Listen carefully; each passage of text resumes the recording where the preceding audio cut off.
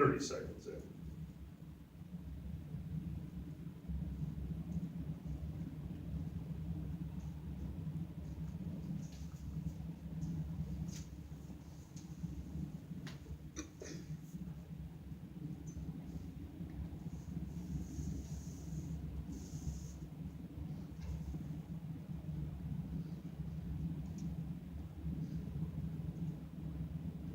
This summer, I had the amazing opportunity to go to a lake up near the Canadian border with my best friends. We did all kinds of things. We went hunting, we went fishing, we got to go on speedboats, we got to go tubing. It was one of the funnest weeks of my life. One thing I always love to do when I go out camping is swimming. I love to swim. We went out swimming and there was a buoy way out in the water. And my friend's like, yeah, we can swim there. I've done it before. And so we all jump in the water and we start swimming. We're swimming, and they're all ahead of me. I'm not a very fast swimmer, even though I love it. And we get out to that buoy, and they're all happy. They're like, we made it, we made it. And I'm sitting there panting, breathing heavy. I haven't worked out all summer.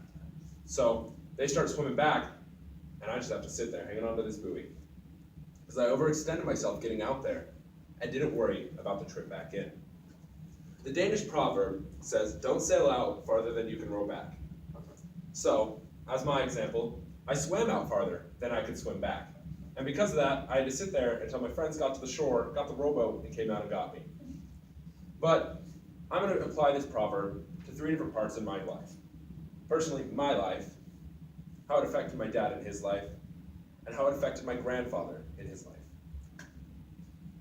What I take this proverb to mean is don't overextend yourself. Don't get so caught up in the act of doing something that you can't finish through.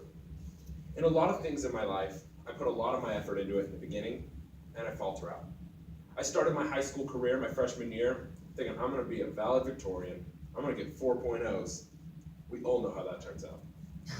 So my first semester, I did wonderful. I had about a 3.9. I was like, that's close enough. I'm doing good. I went to class almost every single day. Second semester, 3.6. That's good enough.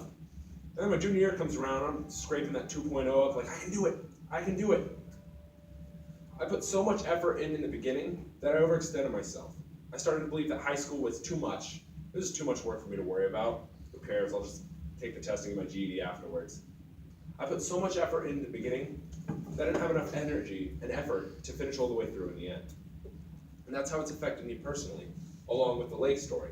I tried to swim out, and I couldn't swim back in because I put too much effort going out and not enough coming in. An example of my father is my father is an avid agriculturalist.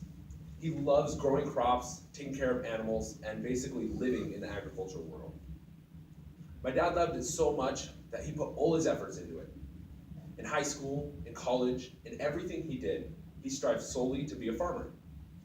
So in high school, he didn't care about mathematics, he didn't care about science, he didn't care about anything. He was interested in animal science, and he was interested in FFA. So he let everything else drop, and he strived to get those up, which helped him in agriculture. In college, he went to college for agricultural fields, and he got his degrees in those. But when he made it out into the real world, when he started trying to put that into process, when he started trying to live in the agricultural world, he didn't have what it took.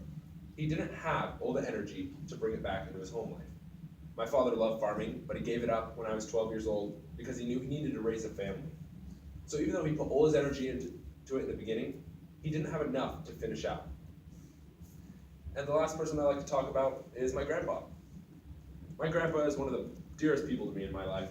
He's nice to me, he's always been good to me, and to everybody in my family.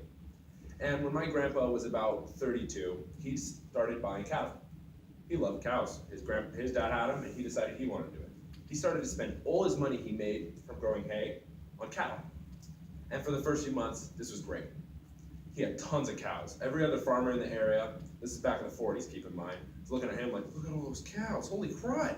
They thought my grandpa was rich. And my grandpa thought he was rich too. He had all these cows, he had all this invested, and he was excited about it. And then it came crashing down. He put all his money into those cows, and the next year, hay prices dropped. He couldn't get almost any crops. There was so much rain it destroyed all of his alfalfa and hay. And he had to sell every single one of his cattle. He put all his effort and all his money into the first part of his plan, to get all these cows, to get all these cattle. And in the end, it came crashing down.